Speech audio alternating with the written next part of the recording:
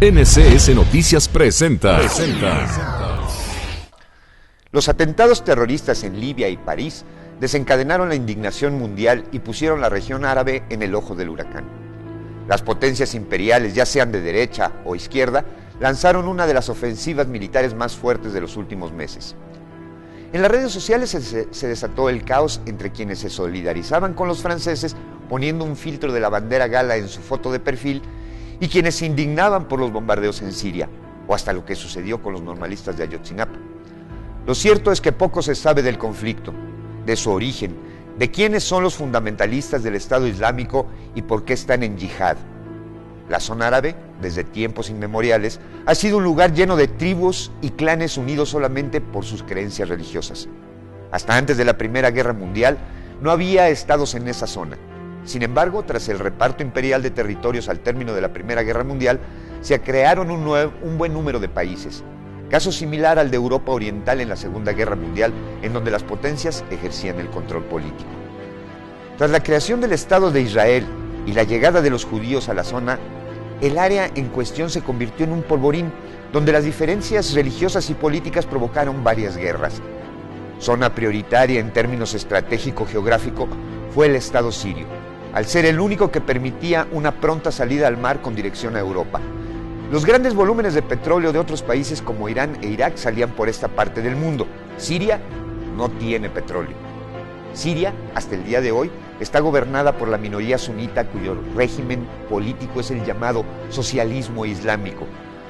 Tras la invasión de Estados Unidos a Irak, la zona entró en crisis política. El gobierno de las barras y las estrellas, para controlar su operación militar, utilizó a grupos de chiitas para desestabilizar otros gobiernos, entre ellos el sirio, lo que desató una guerra civil, que fue aprovechada por fundamentalistas islámicos para hacerse del control del petróleo en esa zona. Muchos hasta hoy piensan que ISIS es un grupo revolucionario que lucha por la libertad de Siria. Sin embargo, eso es un error. El Estado Islámico, que por cierto, ni es Estado, ni es islámico en el sentido estricto, se encuentra diseminado por diferentes países de la zona: Irán, Irak, Jordania, Líbano, entre otros. Pues su objetivo central es allegarse los recursos petroleros a fin de financiar sus actividades. Quienes piensan que los países imperiales están haciendo a Siria están equivocados. Si bien es cierto que existe una lucha entre Estados Unidos, Francia y Reino Unido contra Rusia por el control del gobierno sirio, también es un hecho que dentro de esta guerra civil hay una tercera fuerza que es ISIS y a la cual están enfrentando todos en conjunto. Lo más grave de todo lo que sucede, dejando de lado la falta de comprensión sobre la zona, es que además de la pérdida de vidas humanas, el conflicto se ha globalizado. Tanto así que países de derecha y de izquierda se han unido para enfrentar a estos extremistas. Estamos viviendo tiempos muy difíciles, momentos de tensión que día a día se agravan. Cosas similares sucedían en la Europa de 1938, cuando el fascismo hitleriano comenzó a tomar una fuerza inesperada. El mundo en ese entonces se unió en contra de la barbarie provocada por una idea fundamentalista basada en el horror y la muerte. Hoy no estamos muy alejados de lo que sucedió en la Alemania nazi y que desató una conflagración mundial con millones de muertos. El holocausto de los campos de exterminio y el uso de armas químicas y nucleares. Si la humanidad no ha aprendido de eso, entonces no hemos aprendido nada a lo largo de nuestra historia. Los miembros del Estado Islámico son terroristas, asesinos fundamentalistas dispuestos a decapitar, torturar y exterminar a todo aquel que no crea en su religión. Esa película la vivimos con la teoría de la supremacía aria. ¿Acaso somos tan ciegos para no ver en qué peligro se encuentra la humanidad?